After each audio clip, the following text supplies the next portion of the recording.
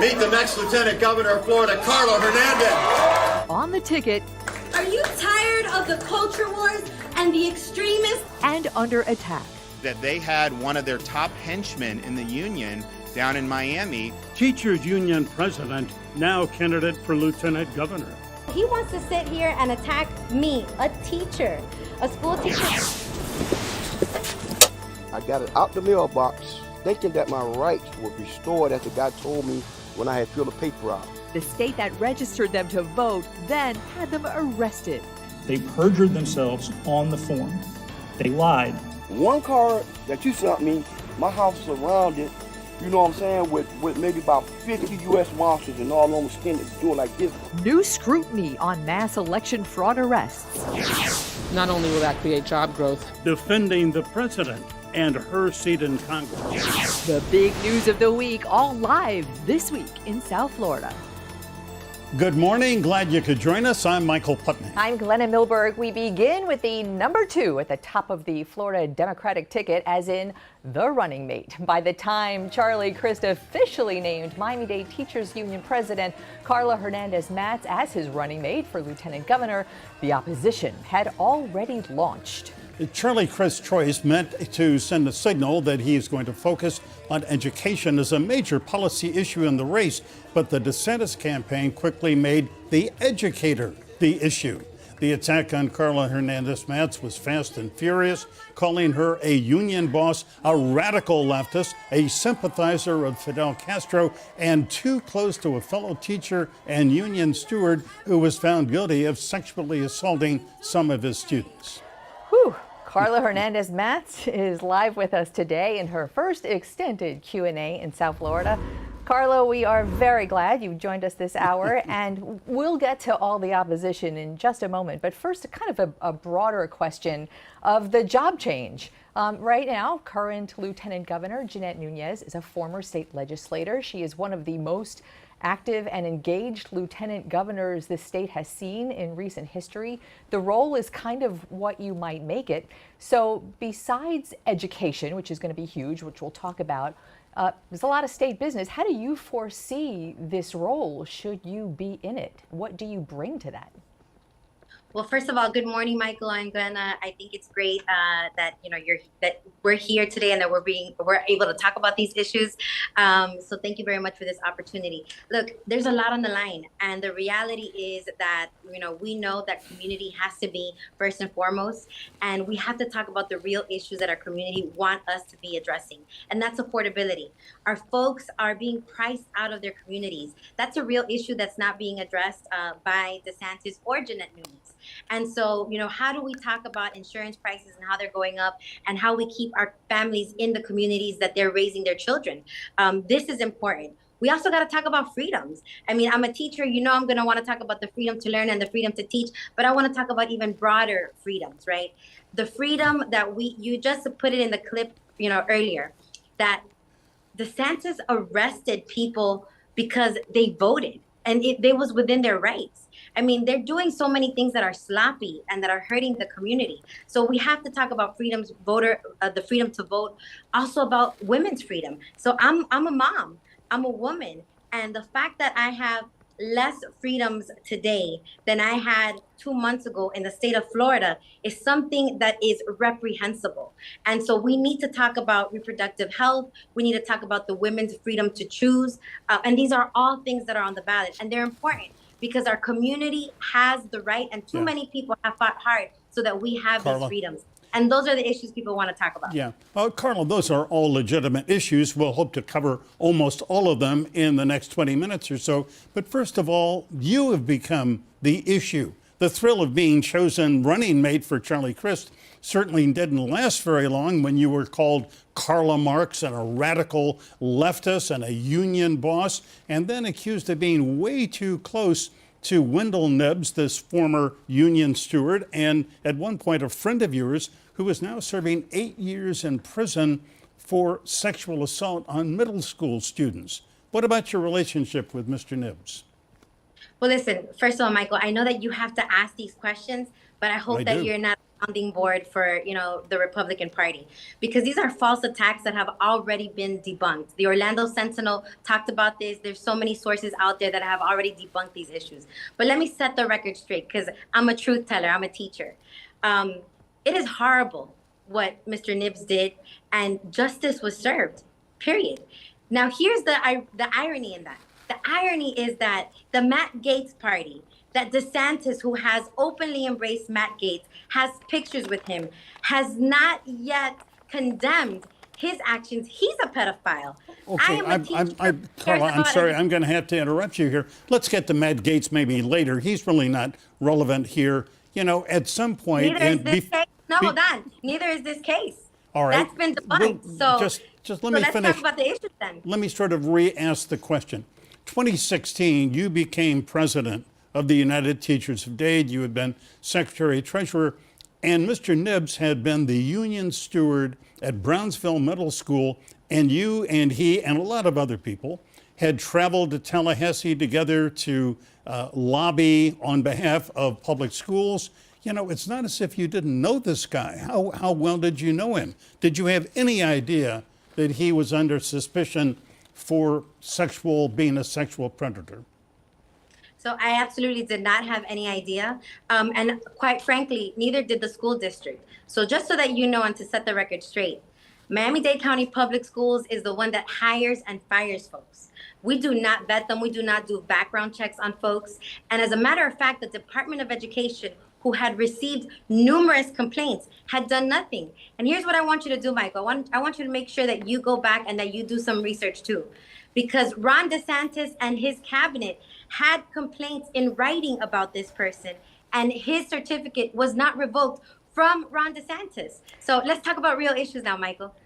So as long as we're getting in the weeds here a little bit, let me just throw out, because I had covered the Wendell Nibs case and also the Jason Myers case, which are two teachers in the Miami-Dade district that were accused and at least one convicted of sex crimes with children. And the school district paid out millions, and I don't know about tens of millions, but I'll just go with millions in settlements on those civil kind of cases. So there is that issue in the district, and to ignore it is foolish. So that said, let's just kind of move on here for just a minute, because Karla, candidates run on their record, and a lot of people who haven't been politicians don't have a record to run on, so they run on other things. But you do have a record as, if not a state politician, then a union president. So I want to ask you a couple of things, challenging a little bit of the narrative here on your record as a union president under your watch. Your union allowed the Miami-Dade district to eliminate salary steps for teachers who for a long time relied on those salary increase steps. Also, the union allowed the district to kind of do a little shell game to circumvent class size restrictions and some other things. Lastly, I'll throw in there the focus that you had done when you were a president of the union. You constantly criticized state funding for schools, but at the same time, the Dade district was lowering its millage rate, which affected the local portion of school funding. So I wonder if that's a kind of a lot in that basket. I wonder if you would take that and kind of address those things. There's a lot in that basket, and I'm a teacher, so I'm going to educate you on a few of those points. Please do. Because there's some research there that you have not done. So first thing is that state statute predicates a lot of the things that you're addressing right now, that you're discussing. And that's part of the problem, right? We know that our state legislature needs help. There's a lot of things that are on the ballot this November. So state statute is the one that predicated, what our steps were going to be or not be. That was done away with at the state level. So that's one thing. The millage is also a board vote. A board vote. No. It is set by state statute. The millage of Miami-Dade County Public Schools is set by state statute. That's it. All right, Karla Hernandez-Mats, we're so glad you're with us this morning, but we've got a commercial break to do. Stay with us. We'll be right back.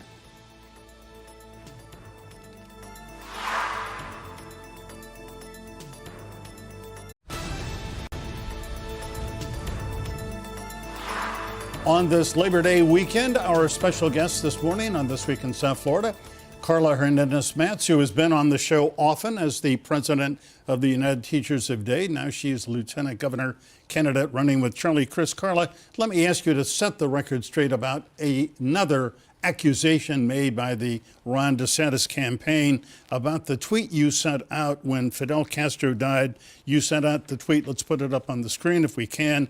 A political figure dies at 90. Most in Miami rejoice. Many in Cuba mourn. Hashtag Fidel Castro. There are a number of people who say, gee, why didn't you condemn Fidel Castro for having what he did to the island of Cuba? Also would point out that you are of Honduran heritage. You are not Cuban American. That's right. And here's what everybody else also needs to know, that on that day when Fidel Castro died, I was out in the streets with pots and pans celebrating his death. You know, I grew up in Hialeah, and so my neighbors and a lot of my colleagues and friends are Cuban or of Cuban descent. And so, you know, I've fought for immigration rights. I understand what refugees' plight is and why they're fighting for freedom and coming to this country. What is ridiculous, though, is that Jeanette Nunez and her party are actually trying to lecture me about where I stand politically when they are the ones that just 2 weeks ago were saying that Cubans, her own people, should be put on buses and bused to Delaware. I mean, she's so out of touch and so disconnected with the community that she can't even realize how harmful it is, the things that she's saying. I am a proud Democrat and I am certainly pro-democracy, so we need to put that to rest. But here's one other thing. I want to go back to what Glenna was saying earlier. Glenna also failed to mention that I'm also the president that got the largest teacher pay raise in all of Miami-Dade County public schools history. And we did that through a referendum. Why? Because for so many years, our state legislature has underfunded. They have defunded public education. And so these are things that, because of our work and what we've been able to do here in Miami-Dade County Public Schools, we've been able to improve the lives of teachers and working people. Excellent. I'm glad you mentioned that. And it's not that I failed to mention anything. There's a lot to cover, and we're trying to do it all. All right, so let's get, as long as you're bringing it back, let's get into a little bit of some state education stuff. So if you should work in Tallahassee in the coming years, you will be facing there in a different role a teacher shortage, which the state is undergoing right now. The governor had this idea and is implementing retired military, giving retired military training certificates to put in the classrooms as an idea to temporarily alleviate shortages in the classroom. You were definitely against that, as was your union counterpart in Broward. What would be an idea to alleviate the teacher shortages? So thank you for that question. This is one of the issues that is a big topic here in the state of Florida. We have over 9,000 vacancies across the state, and they are because of Ron DeSantis. It is because of his failed policies, of how he has defunded public education year after year. And because of it, and because of how he has deprofessionalized our profession, it has created this absence of workforce. Karla, can I just slide in a little fact check there? The defunding is not exactly factual, and the governor did afford teachers a pay raise and bonuses this year. Just laying that on the record. Please go ahead. I'm going to go ahead and record this also. We are 48th in the nation. Mm-hmm. So if you think that that is not defunding public schools, then there's something wrong with that too. Because that is a fact that Miami-Dade and the state of Florida is 48th in the nation in terms of how it funds schools. So when we talk about teacher shortage, this is a self-inflicted wound. He caused that wound. He caused us, our workforce, to want to leave. And so for him to try to band-aid the situation by saying that folks that do not study this, that do not have the pedagogy, that do not have the skill set, or just the strategy to work with children in a time that we are overcoming a pandemic. I mean, think about this, Glenna. Everybody has talked about the achievement gap and making sure that children don't have learning loss. And instead of saying we're going to put the best resources in our classrooms, make sure that we fund schools and get the best educators there, because we need to lift children's morale. We need to work with them, make sure they're having academic gains. He's trying to do this in the most cheap way by saying anybody can come into the workforce, and it would never be allowed for lawyers or for doctors or even for military. They would never put me, a middle school special ed teacher, on the battlefield to do the front line, because not only do I respect them too much, but we got to understand that everybody has a training to do, and this is a highly skilled job. Yeah. Karla, as you well know, the governor urged the legislature to pass the Parental Rights in Education bill, and they did, also known as the Don't Say Gay bill. It does not mention gay people at all, but of course the LGBTQ community believes that they are the targets of discrimination by this bill. Teachers, as you know, may not say anything about gender identity or sexual identity from K to 3. What about your reaction to this bill? Do you think this is discriminatory? So first of all, I'm a parent, and I believe that parents and teachers are each other's biggest allies. It takes a village to raise a child, and we need each other. And I've seen that firsthand in the classroom. It's incredibly important. So that's one part. But this is a direct attack. So it's not a belief. This is a fact. You see, what people fail to understand is that Ron DeSantis and his cabinet and the Department of Education are the ones that set the curriculum and the standards. So he's always known that we have never taught sexual identity from kindergarten to 3rd grade. This was a made-up story. This is him, again, trying to, falsely attack teachers. I mean, who attacks teachers to say that these things are happening?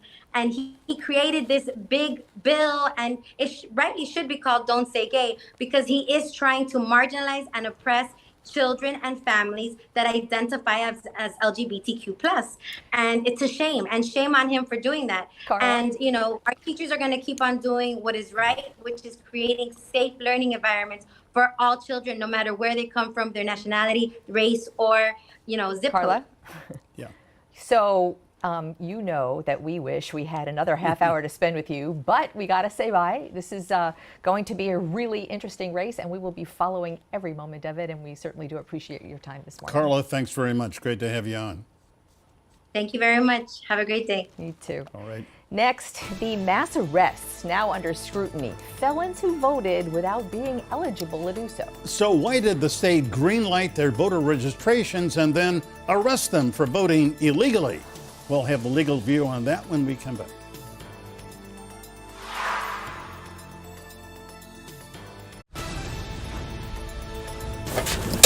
I got it out the mailbox thinking that my rights were restored after God told me when I had filled the paper out. So I was happy. None of these people should have been arrested in the first place if the system worked the way we all want it to work. Simultaneous Raids, 18 former felons who served their time and got out and then registered to vote, are now criminally charged again for casting votes that are said to be ineligible. Those cases, heralded as the first moves by the state's new Department of Election Crimes and Security, are now under increasing scrutiny, as is the way Florida vets its voters. Larry Davis is an attorney who is now representing one of those arrested in the sweeps last month. Larry, it's good to have you with us today. Larry, good morning. Good morning. So in just covering the cases, Larry, it seems like I'm just going to launch that. I think if I were a defense attorney, the defense would be, hey, there was no intent here, because the actual statute has to have intent, because if there's no intent, there's no crime. How off base am I? That's exactly right. But if I could just for a moment talk about Amendment 4, because I think it's important that your audience understand how important Amendment 4 is, because studies have shown that people that participate in voting and democracy have less recidivism, and it reduces crime. So I'm just going to stop you for a moment, because here's I'm just going to lay this out for you. We have the next 6 minutes to talk, and Amendment 4 doesn't apply here because the felons we're talking about were all convicted of murder and sex crimes, which does not come under Amendment 4. And so they truly are ineligible to vote. So if we could, let's start there. Okay, and I agree with that. But there is so much confusion in regard to the statute and the way the legislature passed different legislation that to throw roadblocks into it, that there was all kind of confusion whatsoever. But let me talk about intent. My client was charged with knowingly and willfully voting and registering to vote. And he did not have any intent. When he voted, what happened was he was at Walmart. He went in and they asked him if he wanted to vote. And he said, I'm a convicted felon, I can't vote. They said, no, Amendment 4 has passed, and therefore you can vote, and he signed the form.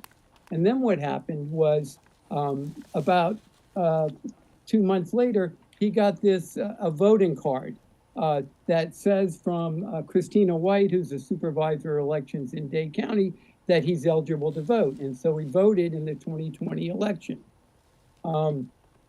The FDLE came out to his house about a week before he was arrested in the middle of August and questioned him. And he asked if there was any issues, is he in trouble? And they said no. And then a week later, on Friday, or the 18th of August, he wakes up at 6 a.m. His house is surrounded by police with automatic weapons. They're banging on his doors and his windows. They tell him to come out. He comes out. They don't even let him get dressed, and they take him to jail. He's in jail for 2 days until his wife can bond him out. And then what happens? He goes to the hospital because he has heart issues. So the heart of the matter, it sounds like, the heart of the matter here in the registering to vote was that, like your client, we've heard these stories from the other people arrested, they were not going out to vote, to register. They were urged to register by some of these third-party voter registration volunteers who just thought, you know, to your point, were confused about Amendment 4. Hey, you're a felon, you can vote. These third parties sometimes get paid by the number of people they register. So it sounds like more of an indictment of the system and process than it does of a felon voting.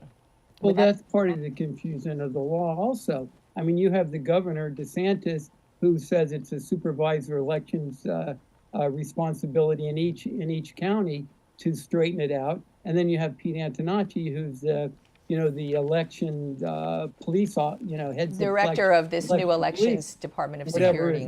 Whatever his title is, who's saying no, it should be the supervisor of elections in Tallahassee. So they don't know who's responsible to fix the system. There hasn't been, from what I know, there hasn't been any effort to fix it. I don't think anybody's been suspended or fired in any of these things. And a voter like my client was going out to vote, to participate in democracy. He had no intent to break the law. He certainly wouldn't have gone to vote if he didn't have a voter card or he wasn't told that it was okay to vote. All right. Well, Larry, when you get a chance to be before a judge, you will make that argument, and we're just lay people. But it seems to me that these charges should be dismissed against your client and perhaps against any of the 18 people arrested who did not intend to break the law by voting. Well, thank you, Judge Putney. I appreciate that. But, part of the problem on a motion, we have other motions on jurisdiction that could lead to dismissal. But for a criminal lawyer like myself, we know that intent is an issue for the jury, not for the judge. Oh. So I'm thinking that sooner or later, we're going to be in front of 6 people, and they're going to have to decide whether my client had any intent or whether he willfully broke any law. And I'm telling you, he certainly did not. Yeah. So the state's position is personal responsibility. A voter is responsible for his or her own registration and ability to vote and eligibility. I mean, there's that's certain common sense to that, I suppose. But they're right. These people did vote illegally. So what should the consequence be, if any? Well, I'd like to compare what happened with my client, how he was arrested, to what happened in the villages. In the village, there were a number of people that were arrested that did have intent to break the law. They voted in their home state and they voted in Florida. How was it handled by the state of Florida? They called them up, they told them to come in, they put them on a pretrial intervention program, and they told them to take a civics course. I mean, that's a lot different than the way they're treating the clients down here in South Florida, and really in a number of the more metropolitan areas in the state of Florida where all these arrests took place. Yeah, well, it's certainly true there was no big show in the villages when 4 people, were charged with voting twice, once in their previous hometown and then in Florida. Larry Evans, we appreciate your time this morning, and I will stipulate to that. Larry Davis, great to have you here. Thank you both. You have a wonderful holiday weekend. And you as well. Thanks. All right, an explosion of desperate migrants coming ashore in South Florida has the Coast Guard on guard. The view from the top, that's next.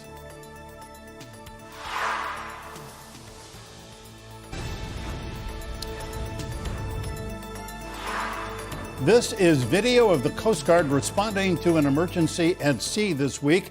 A migrant boat capsized at sea off Isla Morada. It's just the latest in a flotilla of undocumented migrants who are trying to reach Florida.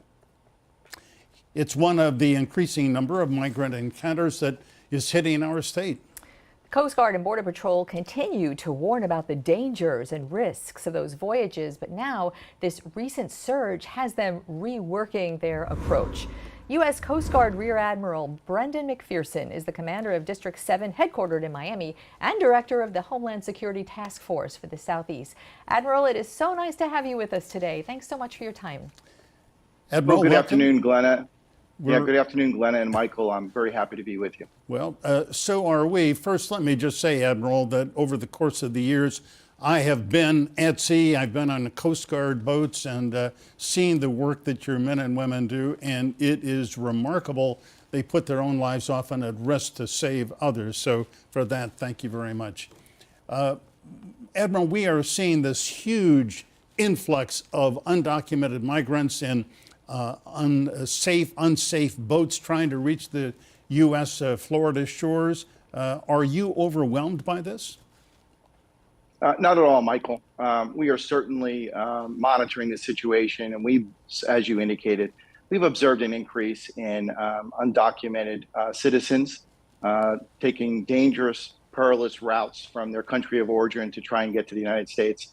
This is not a crisis.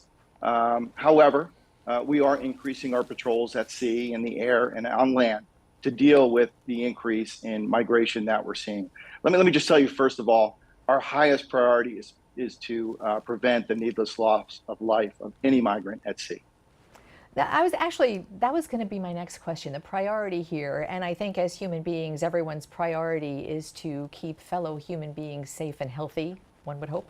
But for the Coast Guard, the mission, Coast Guard, Border Patrol, all of Homeland Security personnel, is to intercept at sea.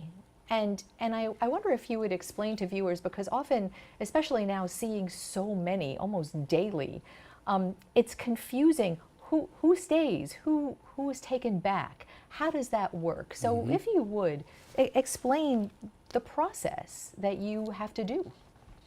Yeah, happy to answer that question. Thank you, Glenna.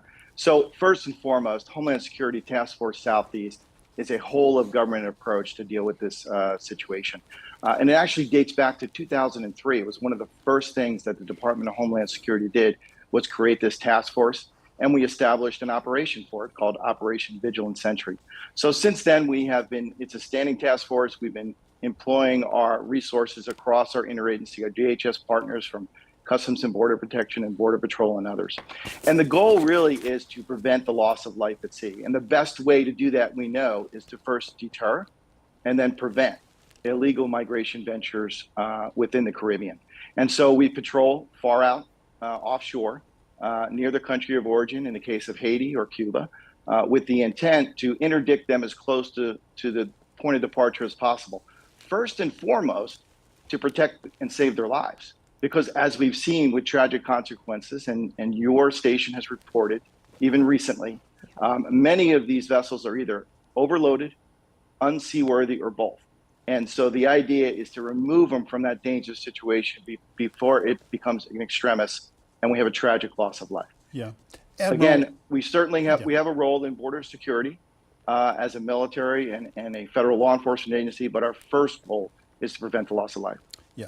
Admiral, as you well know, the so-called wet foot, dry foot policy was wiped off the books a number of years ago. Formerly, it was possible for a Cuban immigrant who reached U.S. soil was allowed to stay, and then the Cuban Adjustment Act kicked in, and within 1 year they could have permanent legal residency in the country. Now, the Cuban Adjustment Act is still on the books, so it appears that there are occasionally, as there were down in Key Largo a week or so ago, some Cubans who swam ashore or got to shore, and then they ask for a political asylum. So not everybody goes back, do they? Well, anybody interdicted at sea will be returned to the country of origin. So illegal migration by sea is not an option, subject to U.S. law and policy. So the vast number of migrants that have been interdicted at sea have been returned to either Haiti, Cuba, or in some cases, the Dominican Republic. So that is the law, that is the policy, that will continue. That said, there are certainly protections and processes in place for those migrants who do make it ashore and subject to asylum and credible fear determinations by the federal government, including the U.S. Citizenship and Immigration Service. You know, Admiral, you had referenced some of the reporting we've done. Our Janine Stanwood has been doing an amazing job in doing immigration reporting. And the numbers that we've been reporting, especially of Cuban migrants, have surpassed the big waves that we've seen in the past, even in the 60s, 80s, Mariel, the 90s, the rafter crisis. And I have the images of the rafters, the boats, just waves of people trying to get to shore in the 1990s. And I don't remember ever talking about human smuggling then. And I know now, you know, sort of quantify for us of all of what you're seeing, what percentage, how big a problem is the actual smuggling? Because that takes on a whole other level of crime. It does, Glenna. That's a great question. So I don't know if I can pinpoint an exact number or percentage, but what I can tell you is that human smugglers care only about money, and they do not care about the lives of their passengers. There's a human face to this, and we recognize that. In fact, one of our goals and objectives is always to treat migrants interdicted at sea with dignity and respect. Human smugglers do not do that. And we've seen too many cases where they will actually force their passengers into the water in dangerous situations. This year alone, we know of at least 61 migrants that have lost their lives at sea.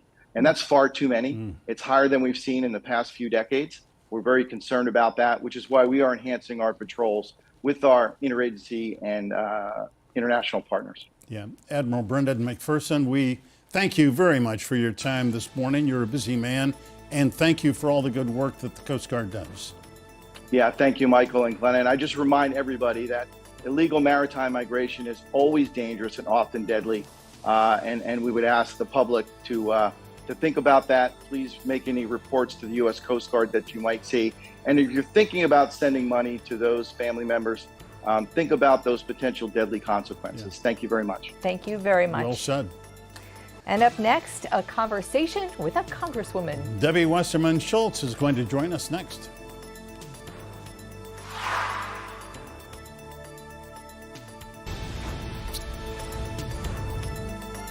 We're now about 2 months from Election Day, and suddenly Democrats have been given a slightly better chance in the midterm elections. Democrat incumbent Debbie Wasserman Schultz of Weston is on the ballot, and she's been in Washington since 2005 and is here with us live via Zoom. 2005, so you started when you were like 15 years old, right? Exactly.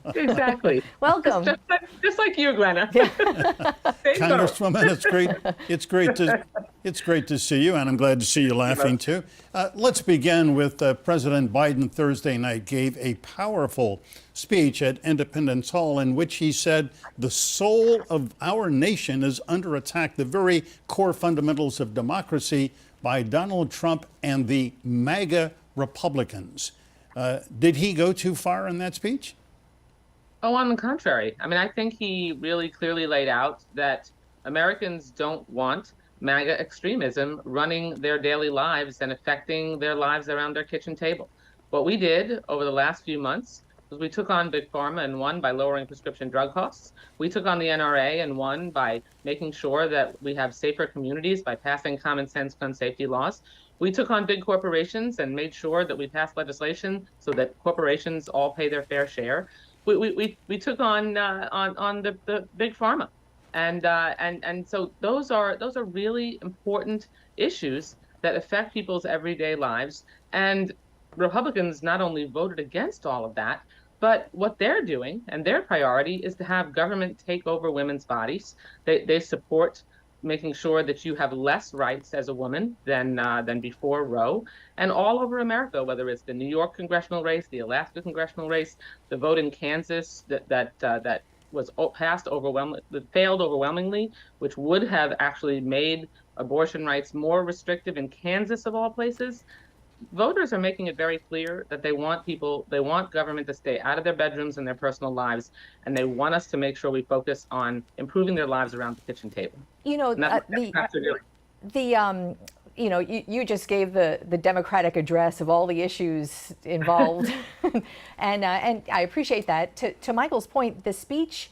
We've been listening to the reactions to the speech, and it sounds like, half of America heard the speech in one way and half heard the other, and that's kind of where we are as a nation right now.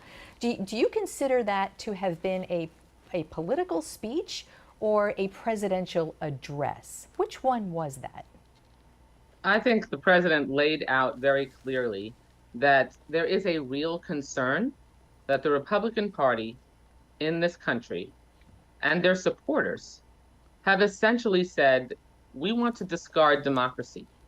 We have Republican members of Congress overwhelmingly voted to overturn a legitimate election. Right, but didn't he talk about, excuse me for interrupting, I just wanted to, the president was talking about, he kept saying MAGA Republicans, and it sounded almost as if he was talking to Republicans who may not consider themselves MAGA Republicans and urging those people to come with him. That's kind of a take a lot of people had. I think that's exactly what he was doing, because we know that most Republicans, they don't support the kind of extremism that Donald Trump and Ron DeSantis have fully and full-throatedly endorsed. They want to make sure, most people in America just want to make sure that we, like what Joe Biden has done, that we have the government focused on creating jobs. We passed the CHIPS Act to make sure that we can manufacture computer chips here in America. We started seeing over the last few months gas prices come down now by over $1. We see inflation, slowly but surely starting to improve, and those are the kinds that has happened. Those things have happened. That progress has been made because Democrats have focused on making sure that we can help people's lives be better. And Republicans have not only blocked that or attempted to block all of that, but they've also focused more on more extremist issues like, making sure that we can ban all abortions and, bullying gay kids and really getting involved in limiting speech. And I have constituents, you all know that, you have neighbors, we all have friends here who fled countries with authoritarian autocrats who have limited and taken away the rights of so many of their countrymen, and that's how they ended up here. Yeah. And now we're seeing that play out on the Republican side of the aisle, where their priorities seem to be mimicking the policies of autocrats in other countries that my constituents fled. That's unacceptable, and that's why you're seeing, I think, the result in the vote, in the vote results. Yeah, Congresswoman, you have been in politics a long time, been very successful at it, and in the past you have had some Republican colleagues, and at least one former Congresswoman Ileana Ros-Lehtinen, who was really your friend. You were friends with her. You may still be friends with Ileana. A lot of us are. So I guess my question is this: have other Republicans, including those who are elected from South Florida, have they changed? Have they undergone a kind of a metamorphosis? You're not friends with them the way you were friends with Ileana. How do you get that comity back? Well, you both know that I serve on the Appropriations Committee, and actually on the subcommittee that I chair, the Military Construction and Veterans Affairs Subcommittee, we have wonderful comity on our committee. We work together very closely. We don't always agree on the issues, but we try to set aside the issues on which we don't agree and focus on where we can build consensus. I do have friends that are Republicans. I think it's unfortunate that right now, too many Republican members of Congress, too many Republican leaders feel captured by their desire to hold on to power overwhelming their awareness that they should really be trying to do the right thing. Yeah, well, they're just afraid, aren't they? Just afraid of Donald Trump? I mean, aren't they afraid of being, you know? Yes, they are. They're not just afraid of Donald Trump. They're afraid of losing. You know, Michael, when I swear that oath every 2 years that I'm going to uphold the Constitution, when I go out and look my constituents in the eye, I'm promising and committing to them that I'm going to focus on making sure that I can fight for their life to be better, not fight to hold on to my job over anything else. And Republicans are putting politics over people, and what Democrats are focusing on from Joe Biden on down is putting people over politics. That's what my constituents, even if they don't agree. I have Republicans and people who come up to me at home all the time and say, Debbie, I don't always agree with you, but I know that you're fighting for what you believe in. I know I can count on you to do what you think is right. And if I don't agree with you, okay. But Michael, I would never cast a vote so that I could hold on to my job if I thought that vote was wrong. Congresswoman? And then I have to go in front of the voters and they decide. I wanted to, thanks. I wanted to ask you if you may, did you hear our last segment with the Coast Guard Admiral? I did, yes. Okay, so you heard him talk about, you've seen it covered, intimately from the legislative point about this, migration now exploding, not only by sea, but over the southern border. And you heard the Admiral say this is not a crisis, but you also hear the Biden administration being criticized for open borders. And practically speaking, everyone knows the borders are not open. But how do you explain these record numbers coming into this country now? Well, just look at the protests that happened last July and November in Cuba. I mean, Cuba is really on a significant downward spiral, not just economically, but, through their continued failed communist policies. They take over, they control all the businesses in that country. There are no rights. There's incredible suppression of the people and their voices. They arrest people for expressing their opinion. There's no reason, there's no doubt about why they want to leave. I guess my question was more of the borders that should be 100% secure really have not been, and whether you call it a crisis or not. See, that's not the case, because what's happening at the border itself, remember, we don't have a border. We're a peninsula. But at the border, there isn't what is known as a crisis. A crisis is when you imagine that people are streaming across the border, not in an orderly way. But what's happening is that you have migrants, a lot of them, for sure, but they're coming at our checkpoints and they're presenting themselves and then they're being processed. It's a lot of them. And there's several things that need to happen. First, Republicans need to stop standing in the way of passing comprehensive immigration reform. People deserve an opportunity to be able to make a better way of life for themselves, and we need a legitimate process to allow that to happen. But secondly, we need Republicans to stop opposing making sure that we can provide resources to countries like Honduras and Guatemala and Nicaragua, Congresswoman, and El Salvador, and help people be able to stay in their countries safely. I beg your pardon. We have run out of time. Should have put more on the book for you, and we will next time. Thank you so much. We appreciate it. Bye-bye. Bye. Stay tuned. We'll be right back.